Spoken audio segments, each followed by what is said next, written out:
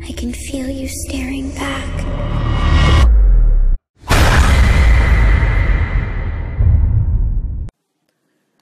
नमस्कार, रहस्य talk show के इस नए एपिसोड में आपका स्वागत है। दोस्तों, क्या कोई 5000 साल तक जिंदा रह सकता है? इस सवाल के जवाब में वैज्ञानिक और तर्कशास्त्री यही कहते हैं कि यह मुमकिन ही नहीं है कि कोई इंसान या जानवर 5000 साल तक जिंदा रह सकता हो। लेकिन भारत रहस्यों से भरा हुआ देश है और यहाँ एक ऐसी जगह है जहाँ के लोग हर रोज ये दावा करते हैं कि वो पिछले 5000 साल से यहाँ भटक रहा है। ये जगह है मध्य प्रदेश के बुरहानपुर शहर की पहाड़ी पर बना असीरगढ़ का किला। आखिर ये शख्स कौन है? वह 5000 साल से जिंदा कैसे है? उसके भटकने का कारण क्या है? जानेंगे इन सभी सवालों के जवाबों के बारे में हमारे इस नए एपिसोड में। दोस्तों, विषय शुरू करने से पहले यदि आपने हमारा चैनल अभी तक सब्सक्राइब नहीं किया है तो प्लीज़ इस लाल रंग के बटन को नीचे दबा दीजिए, क्योंकि यह बिल्कुल फ्री। इससे हमारी सभी वीडियो आप तक आसानी से पहुंचती रहेगी।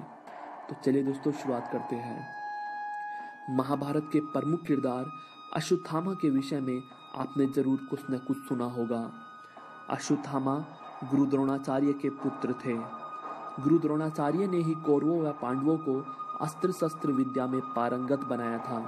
अश्वत्थामा भी अपने पिता गुरु द्रोणाचार्य की भांति शास्त्र व शस्त्र विद्या में निपुण थे और उनकी गिनती द्वापर युग के श्रेष्ठ योद्धाओं में होती थी। जब कौरवों व पांडवों के बीच महाभारत का युद्ध होना निश्चित हुआ तो गुरु द्रोणाचार्य ने हस्तिनापुर राज्य के प्रति निष्ठावान होने के कारण कौरवों का साथ युद्ध में देने का निर्णय लिया। महाभारत के युद्ध के दौरान पिता पुत्र की जोड़ी ने पांडवों की सेना को तहस नहस कर दिया। जब पांडवों की सेना का उत्साह गिरता ही जा रहा था तो भगवान श्री कृष्ण ने द्रोणाचार्य का वध करने के लिए युधिष्ठिर से कूटनीति का सहारा लेने को कहा और सोची समझी योजना के तहत युद्ध के मैदान में यह अफवाह फैला दी गई कि अश्वत्थामा मारा गया है। असल में पांडवों ने अश्वत्थामा नाम के एक हाथी को मार गिराया था। जब गुरु द्रोणाचार्य ने युधिष्ठिर से अश्वत्थामा की मृत्यु की सच्चाई जाननी चाहिए तो युधिष्ठिर ने कहा, अश्वत्थामा हतो नरो वा कुंजरो वा, अर्थात अश्वत्थामा मारा गया है, लेकिन मुझे नहीं पता कि वह नर था या हाथी।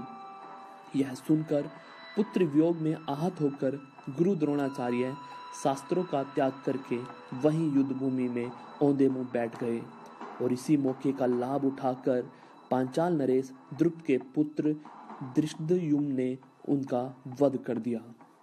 अपने पिता की मृत्यु के बारे में सुनकर अश्वत्थामा बेहद विचलित हो गया और उसने पिता की मृत्यु का प्रतिशोध लेने की ठान ली। उसके बाद अश्वत्थामा ने सभी पांडवों पुत्रों का वध कर दिया और पांडवों के पूरे कुल का विनाश करने के लिए उत्तरा के गर्भ में पल रहे अभिमन्यु के पुत्र परीक्षित को मारने के लिए ब्रह्मास्त्र चला दिया।